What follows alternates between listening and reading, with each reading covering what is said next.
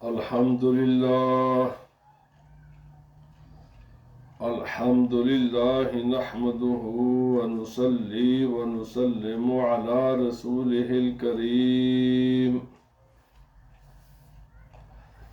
أما بعد فأعوذ بالله من الشيطان الرجيم بسم الله الرحمن الرحيم ألا إن أولياء الله لا خوف عليهم ولا هم يحزنون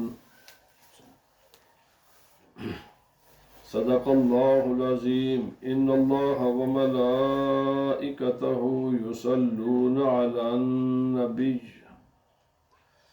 يا أيها الذين آمنوا صلوا عليه وسلموا تسليما اللهم صل على سيدنا ومولانا محمد وعلى آله وأصحابه سيدنا ومولانا محمد وبارك وسلم عليه الصلاة والسلام عليك يا سيدي يا رسول الله وعلى آلك وأصحابك يا سيدي يا حبيب الله الصلاة والسلام عليك يا سيدي يا رسول الله وعلى آلك وأصحابك يا سيدي يا حبيب الله اللہ رب العزت جل جلالہ وعظم شانہ ولا الہ غیرہ سبحانہ وتعالی کی حمد و ثنا اور نبی اکرم رحمت مجسم شفیع معظم رسول ہر دو عالم صلی اللہ علیہ وسلم کے دربار در بار گہربار میں ہدیہ درود و سلام عرض کرنے کے بعد معزز حاضرین و سامعین و ناظرین، آج ربیع الثانی ربیع الآخر کی 7 تاریخ ہے۔ گزشتہ مہینہ ربیع الاول تھا اور یہ ربیع الآخر ہے۔ ربیع الاول ہر مسلمان بچہ جانتا ہے کہ یہ وہ مقدس مہینہ تھا کہ جس میں رسول اکرم رحمت مجسم شفیع معظم روح کائنات خلاصہ کائنات رسول اللہ صلی اللہ علیہ وسلم کی ولادت باسعادت ہوئی، اور پوری روئے زمین پر جہاں بھی کوئی کلمہ پڑھنے والا ہے اور دل سے پڑھتا ہے اور سچے دل سے پڑھتا ہے، وہ جانتا بھی ہے، اس کو اس بات کا علم بھی ہے، اور وہ اس پر اللہ کی بارگاہ میں خوشی بھی مناتا ہے اور سجدہ شکر بھی ادا کرتا ہے کہ اللہ تعالیٰ نے اسے رسول اللہ صلی اللہ علیہ وسلم کی امت میں پیدا کیا اور اسے سب سے افضل سب سے اعلیٰ رسول عطا فرمائے۔ آپ رسول اعظم ہیں، آپ صلی اللہ علیہ وسلم بعد از خدائے بزرگ تو یہ قصہ مختصر کی شان آپ ہی کی ہے کہ خدا کے بعد مخلوق میں سب سے افضل سب سے اعلیٰ آپ ہیں صلی اللہ علیہ وسلم، اور خدا کے بعد آپ کا مرتبہ ہے، بس آپ کے بعد صرف خدا کی ذات ہے، کوئی بھی آپ سے بڑھ کر نہیں ہے۔ اور یہ اللہ کا کرم ہے، ہم اس لائق اور اس قابل تو نہ تھے، مگر اس نے اپنے کرم سے اپنے فضل سے رسول اللہ صلی اللہ علیہ وسلم کی امت میں ہمیں پیدا کیا۔ اور ربیع الثانی یہ بھی اللہ رب العزت کی عظیم یعنی حکمت ہے کہ ربیع الاول میں اپنا سب سے مقرب اور سب سے مقدس اور پیارا رسول، اس کو دنیا میں ان کی جلوہ گری ہوئی، وہ دنیا میں تشریف لائے۔ اور ربیع الثانی میں جو اولیاء اللہ میں سب سے افضل ہے، سب سے اعلیٰ ہے، صحابہ کرام کو چھوڑ کر اور تابعین کو چھوڑ کر تمام امت محمدیہ میں، بلکہ سابقہ انبیاء کرام کی امت میں جو اولیاء اللہ ہوئے، ان سب سے افضل اور اعلیٰ اور برتر اور عظیم تر جو ہستی اس مہینے میں پیدا ہوئی ہے، ہمارے عام ہر مسلمان جانتا ہے، انہیں ہم آسان لفظوں میں غوث اعظم کے نام سے پکارتے ہیں۔ غوث اعظم جن کا نام اس میں گرامی عبد القادر جیلانی تھا، اور جن کا لقب غوث اعظم ہے۔ آپ اللہ کے ولی ہیں، اللہ کے مقرب ہیں، اللہ کے برگزیدہ ہیں، اللہ کے چنیدہ ہیں، اور امت کے اس بات پر اتفاق ہے سب کا، ماں سوائے جو دشمن ہیں ان کو چھوڑ کر ہم ان کی بات کرتے ہیں ماننے والے، ان سب کے اس بات پر اتفاق ہے کہ اولیاء اللہ میں آپ سب سے افضل ہیں، سب سے اعلیٰ ہے۔ جو گزر چکے صحابہ کرام کو تابعین کو چھوڑ کر، اور جو آنے والے ہیں ان میں سے صرف امام مہدی علیہ السلام ان کو مستثنیٰ کیا جاتا ہے، امام مہدی کو چھوڑ کر، کیونکہ ابھی انہوں نے آنا، ابھی ان کا ظہور ہونا ہے، وہ ان سے افضل ہوں گے۔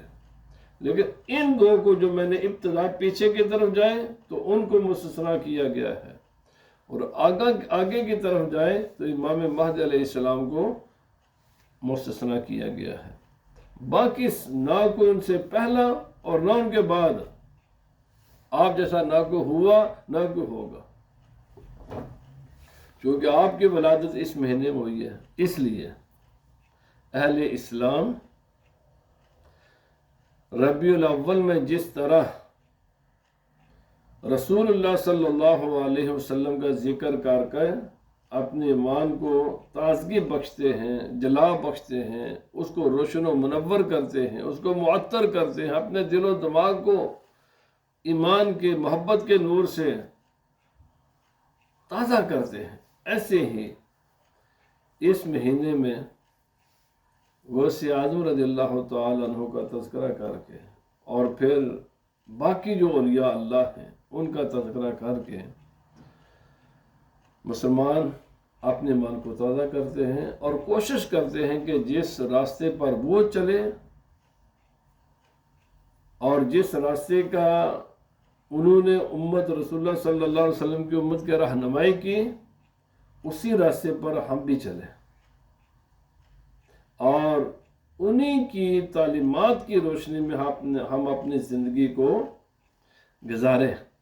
حضرات، میں نے یہ ابتدائی بات عرض کرنے کے بعد کہ آج کا یہ جمعہ اور آئندہ چند جمعے اسی موضوع پر انشاءاللہ گفتگو ہوگی، غوث اعظم رضی اللہ تعالیٰ عنہ اور اولیاء اللہ کی شان۔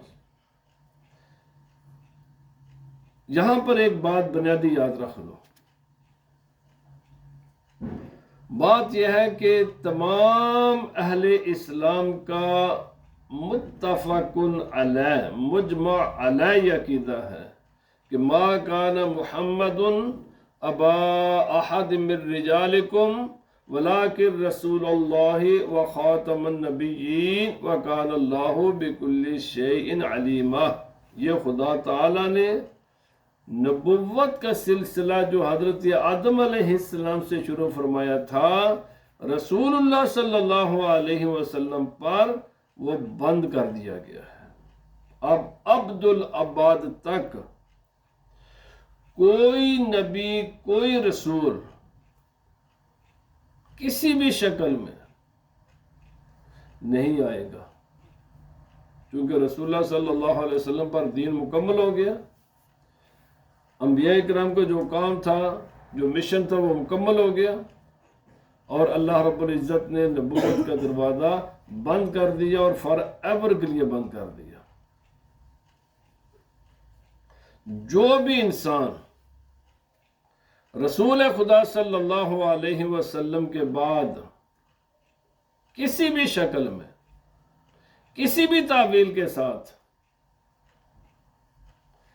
کسی نبی کا آنا ممکن مانے، یہ کہے کہ آ گیا ہے یا آ سکتا ہے، دونوں ہی انسان دائرہ اسلام سے خارج ہیں۔ جو کسی کو نبی مانے وہ بھی دائرہ اسلام سے خارج ہے، جو ممکن مانے وہ بھی دائرہ اسلام سے خارج ہے۔ جہاں پر ضمناً ایک بات عرض کر دوں، لوگ کہتے ہیں پھر عیسیٰ علیہ السلام بھائی رسول اللہ صلی اللہ علیہ وسلم سے پہلے کے نبی ہیں۔ آپ اس وقت بھی حیات بالکل زندہ ہیں، آپ نے صرف دوبارہ اس دنیا میں دوبارہ آنا ہے، آسمان سے اترنا ہے، آپ کو نئے نبی نہیں ہوں گے۔ ہم نئے نبی کی بات کرتے ہیں۔ اب جب نبوت کا دروازہ بند ہو گیا ہے تو انسانوں کو تو رہنمائی کی ضرورت ہوتی ہے۔ اب یہ انسان کہاں جائے؟ اس کے لیے رسول اللہ صلی اللہ علیہ وسلم نے قول کے ساتھ بھی فعل کے ساتھ بھی امت کے رہنمائی کر دی ہے۔ اب قیامت تک کیونکہ دین مکمل ہے، نبی پر اللہ رب العزت وحی نازل کرتا ہے، بتاتا ہے اس کو تم نے زندگی کیسے گزارنی ہے، زندگی کے تمام اصول، تمام قوانین، تمام ضروریات پوری کر دی گئی ہیں۔ اب کام ہے صرف اس کی تبلیغ کا، مخلوق خدا تک ان چیزوں کو پہنچانے کی ذمہ داری ہے۔ تو اس کے لیے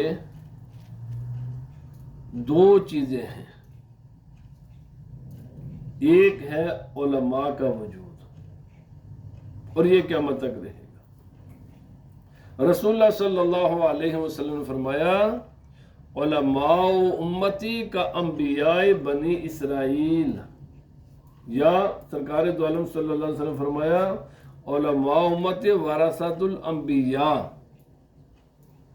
فرمایا میری امت کے علماء یہ انبیاء کرام کے وارث ہیں۔ میری امت کے علماء وہی کچھ کریں گے جو بنی اسرائیل کے انبیاء کیا کرتے تھے۔ بنی اسرائیل کے انبیاء کیا کرتے تھے، جو بھی رسول ہوتا اس کے رسول کے شریعت کو آگے بیان کیا کرتے تھے، جو کام وہ کام کرتے تھے وہ اب یہ ذمہ داری لگ گئی ہے علماء کی، کہ علماء کا کام ہے حالات جیسے بھی ہوں،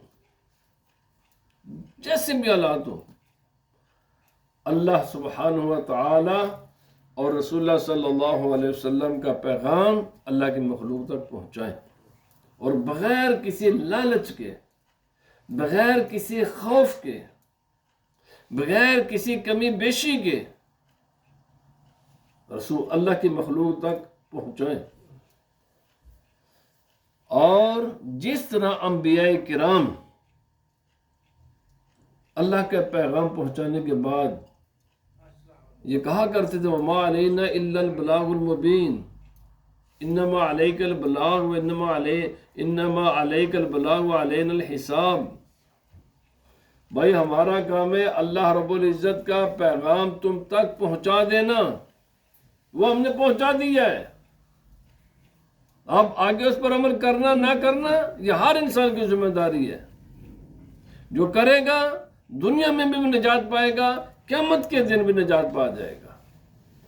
جو انسان اس تعلیم پر عمل نہیں کرے گا، اس کو علماء کے ساتھ، نیکوکار لوگوں کے ساتھ الجھنے کی ضرورت نہیں ہے۔ اپنا محاسبہ خود کرے، وہ اپنا نقصان خود کر رہا ہے، اسے ہی اسلامی احکامات پر عمل نہ کرنے کا جواب خدا کی بارگاہ میں دینا ہے، سزا اسے ہی ہوگی۔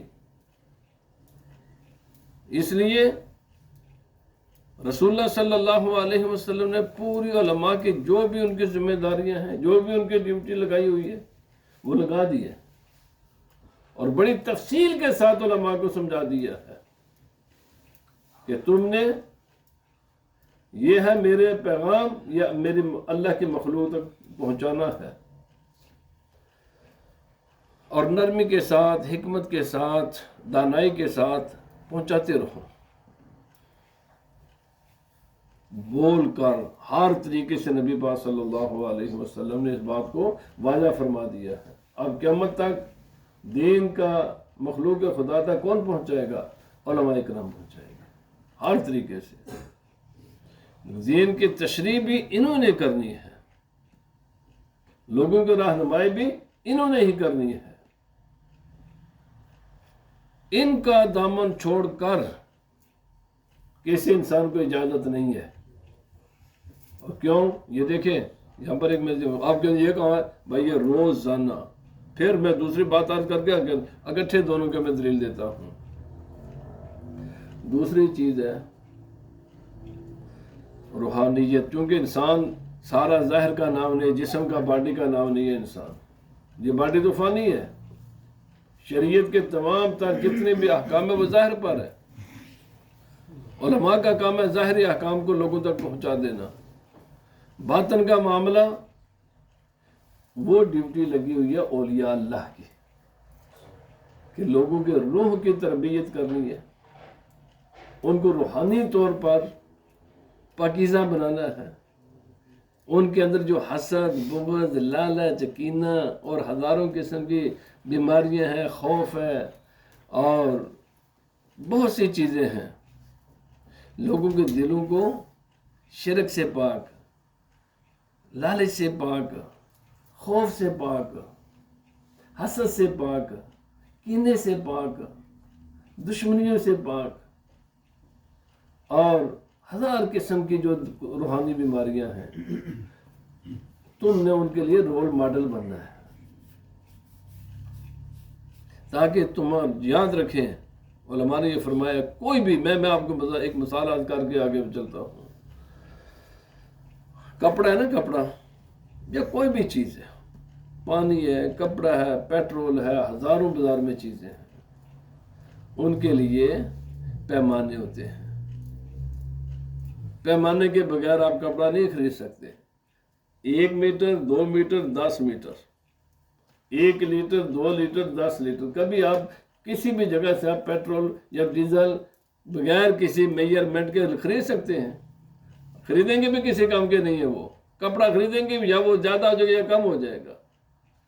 اس لیے علماء نے فرمایا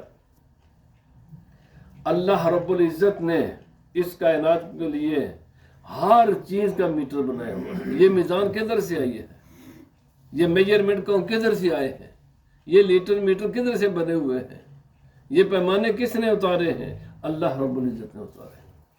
قرآن پاک نے خود بیان فرمایا یہ ساری چیزیں خدا کی نازل کردہ چیزیں ہیں۔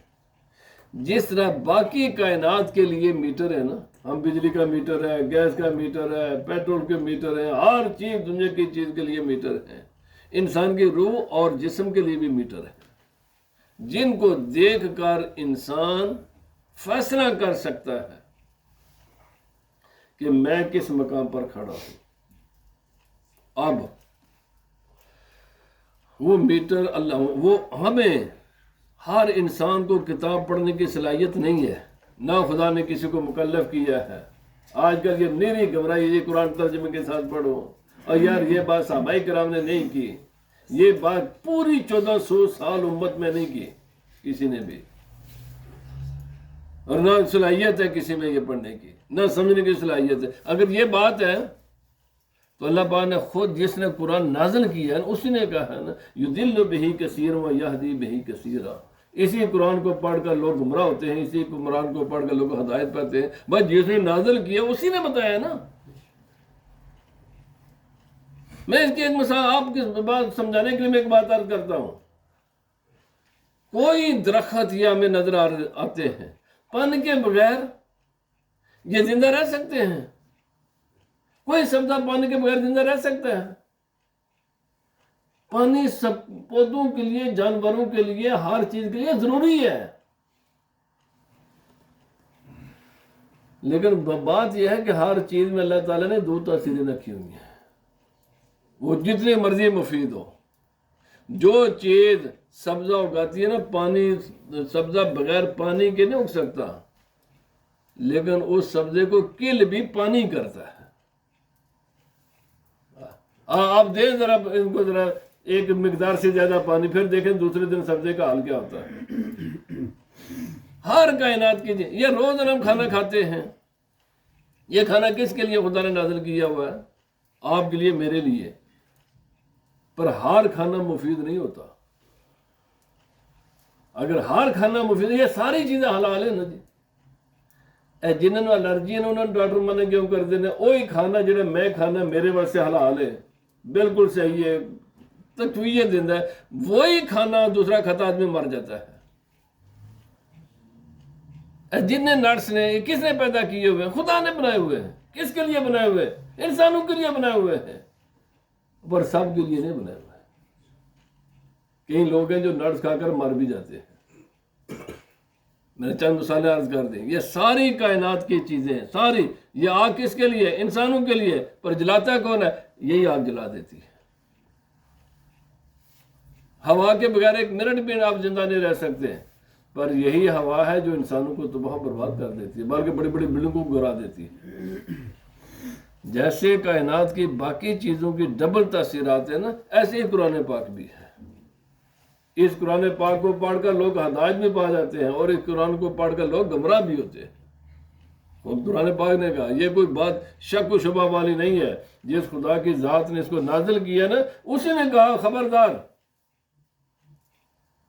احتیاط کے ساتھ اس کو پڑھنا، یہ پڑھ کر گمراہ بھی ہو جاؤ گے، دائرہ اسلام سے بھی تم نکل جاؤ گے۔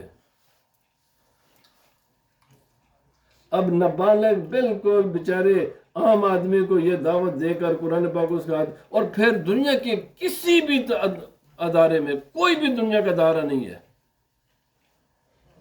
بچے کو آدمی پرائمری پاس نہیں، اس کے ہاتھ میں PhD کی کتابیں دے دیجئے تو وہ کھا کرے گا۔ میں نے جو بات کرنی وہ یہ ہے، خود قرآن تلک الامثال ناضربها للناس وما یعقلها الا العالمون۔ اللہ تعالیٰ نے فرمایا ہم نے قرآن پاک میں بہت سی مثالیں بیان کی ہیں، اس کو ہر آدمی نہیں سمجھ سکتا، علم والی سمجھتے۔ اللہ پاک نے فرمایا ہم نے قرآن پاک نازل کیا ہے، نبی پاک پر کیا ہے، اس کو ایکسپلین نبی پاک ہی کریں گے، تم نہیں کر سکتے۔ اگر تیرے میرے بس میں بات ہوتی ہے نا، سمجھنا، تو کس بات کی مولی ہے بھائی؟ اگر نئے ڈاکٹر نکلے ہوئے ہیں، قرآن کے ترجمے پڑھو، میرے بات سنو، جاؤ، ایک نہیں، میرے پاس حدیث پاک کی کتاب ہے، تفسیریں پڑھو، ہزاروں احادیث میں سے مقامات آتے ہیں، قرآن تو دور کی بات ہے نا، ہزاروں کی تعداد میں ایسی حدیث کے الفاظ ہیں کہ نبی پاک صلی اللہ علیہ وسلم کے زمانے اندر سے الفاظ نکلے۔ صحابہ کرام نے پوچھا رسول اس کا معنی کیا ہے؟ اچھا وہ عربی نہیں تھے، وہ مکے میں نسل پیدا ہوئے، وہ مکے میں جوان نہیں ہوئے، وہ کس عرب کے لوگ رہنے والے؟ اسی عرب کے رہنے والے تھے، وہ اسی جگہ پر پیدا ہوئے، وہیں پرورش پائی، وہیں جوان ہوئے، اسی ماحول میں رہنے والے تھے۔ نبی پاک صلی اللہ علیہ وسلم کے زمانے اندر سے الفاظ نکلتے، صحابہ کرام نہیں سمجھ سکتے تھے، عرض کرتے یا رسول اللہ صلی اللہ علیہ وسلم ہمیں اس بات کی سمجھ نہیں آئی، آپ ہمیں سمجھائیں، عربی کے الفاظ تھے۔ اور یار جب صحابہ کرام نے سمجھ سکے، آپ کس بات کی مولی ہیں جنہیں اردو کے الفاظ بھی سیدھے نہیں پڑھنے آتے ہیں، اور ان کو دعوت دیں قرآن پاک ترجمہ پڑھیں آپ۔ میں جو بات کہنے لگا ہوں، پھر کیا ہے؟ نہ پڑھیں، نو، اس کا طریقہ ہے، پروسیجر ہے۔ جس خدا نے قرآن پاک کو نازل کیا نا، اسی خدا نے بتایا کہ اس کو سمجھنے کا اور اس سے ہدایت حاصل کرنے کا بھی ایک طریقہ ہے۔ وہ پورا پروگرام خود قرآن پاک نے بیان کیا ہے، اور روزانہ ہم اس کو پڑھتے بھی ہیں۔ اللہ پاک نے فرمایا ہدایت کس جگہ پر ہے؟ ہدایت ہے قرآن پاک میں، الف لام میم ذالک الکتاب لا ریب فیہ ھدی للمتقین۔ اچھا بات لمبی ہو جائے گی، میں ادھر جانا نہیں چاہتا۔ فرمایا یہ ہدایت ہے، لیکن ہر ایک کے لیے نہیں ہے۔ پرہیزگاروں کے لیے، نیکوں کے لیے ہدایت ہے۔ یہی الفاظ ہیں قرآن پاک نے عام انسانوں کے لیے بھی کہا کہ یہ ہدایت ہے، ہر انسان کے لیے اس میں ہدایت ہے، اور یہ بھی خدا ہی نے فرمایا کہ ہر انسان کے لیے، نیکوکاروں کے لیے اس میں ہدایت ہے۔ یہ دو چیزیں کیوں بیان ہوئی ہیں؟ وقت میں یہ نقطہ عرض کرتا، میں یہاں پر جو میں بات سمجھانا چاہتا ہوں یہ سمجھے، قرآن پاک میں ہدایت ہے، سراپا ہدایت ہے، بالکل ہدایت ہے، لیکن اللہ پاک نے فرمایا روزانہ ہم ہدایت کی دعا مانگتے ہیں، اہدنا الصراط المستقیم، یا اللہ پاک ہمیں سیدھی راستے پر چلا، سیدھا راستہ دکھا۔ اب سیدھا راستہ کدھر ہونا چاہیے تھا؟ کہیں کسی جناب ہمیں فلانی تفسیر پڑھو، فلانی حدیث پڑھو، فلانی کتاب پڑھو، وہاں آپ کو سیدھا راستہ مل جائے گا۔ میرے بھائی پاسبل ہی نہیں ہے، پاسبل ہی نہیں ہے دنیا میں کوئی انسان ہر قسم کے علم حاصل کر سکے، پاسبل ہی نہیں ہے، ممکن بھی نہیں ہے۔ دوائیوں کی ضرورت ہے کہ نہیں؟ ہے نا ضرورت، ہر آدمی ڈاکٹر بن سکتا ہے۔ انجینئر کی ضرورت ہے کہ نہیں؟ ہر آدمی انجینئر بن سکتا ہے۔ کون سے کام ہے دنیا میں جس کی ضرورت انسانوں کے لیے؟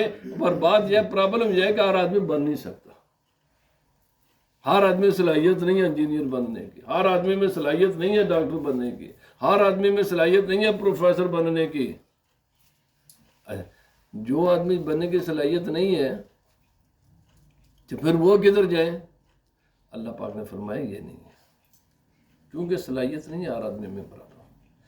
فرمایا اہدنا الصراط، ہدایت کی ضرورت سب کو ہے، وہ ہر ایک کو ہے، وہ جاہل انسان کو بھی ہے، وہ عالم کو بھی ہے، وہ عربی کو بھی ہے، وہ اجمی کو بھی ہے، وہ ایک انجینئر کو بھی ہے، وہ ڈاکٹر کو بھی ہے، وہ پروفیسر کو بھی ہے، وہ بالکل عام ایک مزدور طبقے آدمی کو بھی ہدایت ہے۔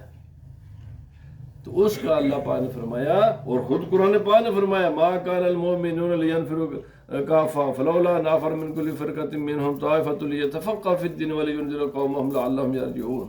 فرمایا ہو نہیں سکتا اگر سارے چلو فرض کریں صلاحیت بھی ہو جائے، فرض کریں ہر آدمی میں صلاحیت بھی ہو جائے جی، لگ پڑے سارے کے سارے قرآن پاک کو، حدیث پاک کو، اسلام کو پڑھنے میں لگ جائے، تو پھر یہ کھیتی باڑی کون کرے گا؟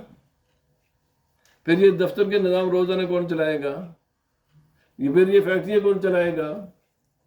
پھر یہ جتنے ہزار دنیا میں، اچھا پھر فیکٹریاں بند کرنی پڑیں گی نا،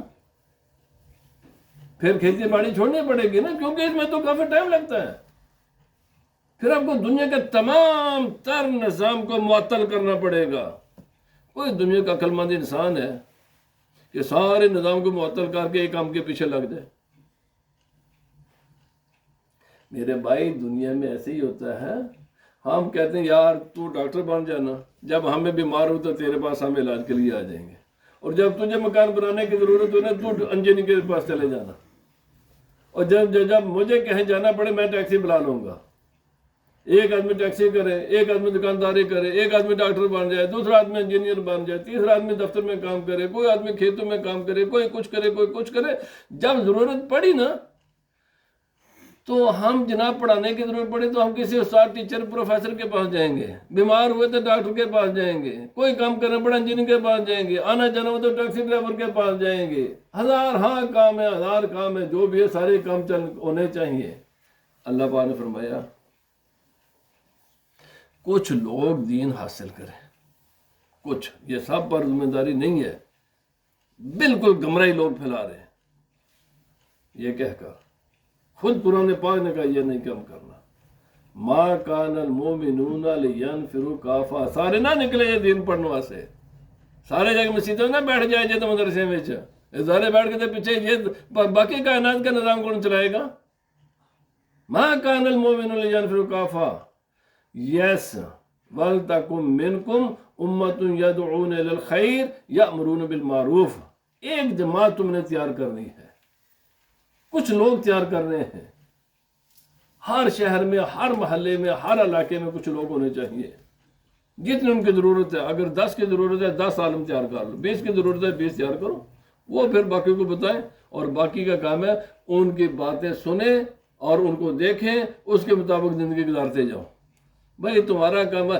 کبھی دنیا میں کسی انسان نے ڈاکٹر کے پاس جا کر آرگومنٹ کیے اے سرکار میں نے پیراسٹامول دیتے تھے اس کے پیچھے تحقیق کیا ہے؟ اور یار ایسی روزانہ دوائیاں ہم کھاتے ہیں، کبھی کسی سے سوال نہیں کرتے کہ اس کے پیچھے ریسرچ کیا ہے. احمق ہوگا جو کر رہی ہے. تجھے غرض کس سے ہے؟ تجھے غرض ہے شفا سے. تجھے ریسرچ کا علم ہے یا نہیں ہے؟ دونوں صورتوں میں شفا ملے گی. جنہیں پوری ریسرچ ہے نا جی آپریشن کیوں کیتا گیا ان میں اس طرح شفا مل رہی ہے. جس میں بالکل خبر نہیں ہے نا اس کا بھی جب آپریشن ڈاکٹر کہتا ہے اس کو شفا ہو جاتی ہے. دونوں برابر ہوتے ہیں. اب میں جو بات کرنا چاہتا ہوں آپ کو سمجھانا چاہتا تھا وہ یہ ہے. ایک تو بات یہ ہے کہ اللہ تعالیٰ نے قرآن مقدس میں حکم دے دیا کہ سب نے یہ کام نہیں کرنا، کیونکہ سب اس کام پر لگ پڑو گے تو دنیا کے نظام میں خلل آئے گا. سارے مولوی بن گئے تو مسیطیں کون چلائے گا؟ وہ آپ انہیں تو مسیطیں پھر ہر بندے سے ایک مسیط چاہیے نا، جنہیں بندے انہیں مسیطیں. اگر جمعہ کون پڑھے گا تو پڑھائے گا کون؟ ہر بندے تو اپنے مسیط، ہر بندہ اپنا ٹیچر.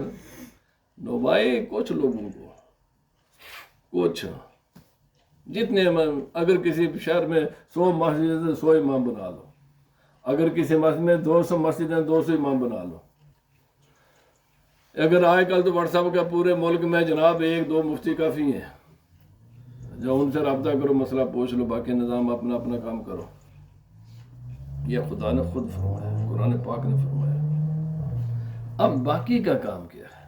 جنہوں نے دین نہیں مکمل حاصل کیا اللہ پاک نے روزانہ پھر یہ سبق ہوا جڑا روزانہ سانو اسی پڑھ دیا ہر روز بلکہ ایک مرتبہ کو دن کم از کم کو 40-50 مرتبہ سانو یہ سبق یاد کرایا جاتا. پر جیسی سوچیے تو اہدنا الصراط المستقیم اسی کہ اللہ سانو سیدھا راہ دس تو یا اللہ پاک سیدھا راہ تے کتاباں وچ تے کتاباں تے پڑھ نہیں سکتے. فرما نو میں کتاباں وال تانوں بھیجیا ہی نہیں. یہ آج کل دے ڈاکٹر نے بد شکلے جہاں لوگوں نے یہ کم کرو ترجمہ قرآن پر پڑھو یہ کرو. اور میرے بھائی اسلام کے قرآن کی تعلیم کے خلاف ہے یہ بات. میں بالکل میں انشاءاللہ یوٹیوب پر میری بات جائے گی. میں چیلنج سے کہہ رہا ہوں کہیں جہاں پر پڑھ کر دکھا لو جو خدا نے کسی کو مکلف کیا ان چیزوں کا. پورے قرآن پاک میں غلط لوگوں کو کرتے ہیں، بالکل گمراہ کرتے ہیں لوگوں کو. کائنات کے نظام میں خلل آتا ہے ان باتوں سے. فرمایا کیا ہے؟ صراط الذین انعمت علیہم. کتابیں نہیں دیکھنا. میں کوئی علم کا مخالف نہیں ہوں. میں راستہ جو اللہ نے دکھایا ہوا ہے جو نیچر کے مطابق راستہ ہے میں اس کی بات کر رہا ہوں. ہمیں علماء کی ضرورت کیوں اور یہ اللہ کی ضرورت کیوں ہے؟ فرمایا ضرورت اس لیے کہ صراط الذین انعمت علیہم. فرمایا ان لوگوں کے راستے پر چلا جن پر تیرا انعام ہوا ہے. اب انعام کن پر ہوا ہے؟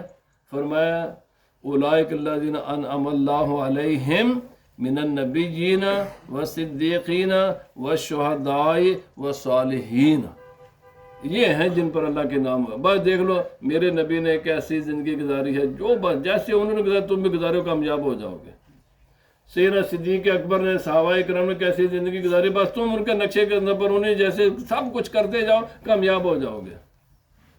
حضرت امام حسن حسین نے کیسی زندگی گزاری جیسے انہوں نے گزاری تم بھی ایسے ہی گزارو. اور فرمایا چلو اچھا یہ تو کہہ سکتا نبی صدیق صحابہ چلے گا. اب کیا فرمایا والصالحین نیک لوگ اللہ والے جن کو ہم اللہ کا ولی کہتے ہیں وہ ہمیشہ تم میں رہیں گے. بس ان کو دیکھنا جیسے وہ کرتے تم ایسے کرتے جاؤ گے کامیاب ہو جاؤ گے. اولیاء اللہ کا وجود ہے. بس دو ہیں، ایک ہے ظاہر کے علماء وہ بھی ضروری ہیں اور ایک ہیں باطن کے علماء ان کو ہم اللہ کا ولی کہتے ہیں وہ بھی ضروری ہے. بس جو علماء کہتے جائیں اس پر عمل کرتے جاؤ. جو اولیاء اللہ کو کرتے ہوئے تم نے دیکھو تم بھی ایسے کرتے جاؤ. ان کو کاپی کرتے جو انشاءاللہ کامیاب ہو جاؤ گے. ورنہ یہ جو باتیں یہ جیسے آج کل عام میڈیا میں میرے بھائی میں نے پہلے کہا نا صلاحیت ہے کسی انسان میں. میں ٹل میں لانا نا میں ٹل لانا تو مجھے پتہ ہے کہ انسان میں کتنی صلاحیت ہے. کہیں وہ بچے 5 سال تک الف تے بے تے پھر 5ویں سال بعد بھی ایک ہی پتر وہ جیم پڑھے گا. وہ یار تینوں 5 سال میں دسنے پہ بے ہے تو یہ جیم کدھروں آ گئی ہے؟ بعض دیر میں بیٹھتی نہیں ہے. تو انسان نے ایسے انہوں چھوڑ دیں گے. انہیں جنت میں نہیں جانا جس کو کھ نہیں سمجھ آ رہی، انہیں بھی جانا جنت میں. یا انہوں بے دی جگہ جیم پڑے گا، جیم دی جگہ بے پڑے گا. پر یہ اس میں واسطے کام مشکل ہے. ایک بندن تک نہ رکوع اس طرح کردا، انہوں اگلے دن پتہ رکوع کس طرح کری دا، انہوں سیدھے تو پتہ لگ جاتا. وہ الفاظ پڑھنے اس سے مشکل ہوں گے، لیکن کسی نے کاپی کرنا آسان ہے. تو فرماؤ کاپی کر دے رہو تو جنت چلے جاؤ. اللہ پاک سچ بولو اس سے آسان ہوئے گا، الفاظ پڑھنے مشکل ہوں گے، نہ صلاحیت ہے. بس آخری بات، آج پھر گل لمبی ہو گئی ہے. یار سکولوں کالجوں میں ایک ہی کلاس، ایک ہی ٹیچر، بچے ادھے فیل ہوندے نے تے ادھے پاس ہوندے نے. کیوں؟ صلاحیت نہیں ہے. اللہ پاک ہمیں عمل کی توفیق عطا فرمائے. وما علینا الا البلاغ. اذان پڑھیں جی.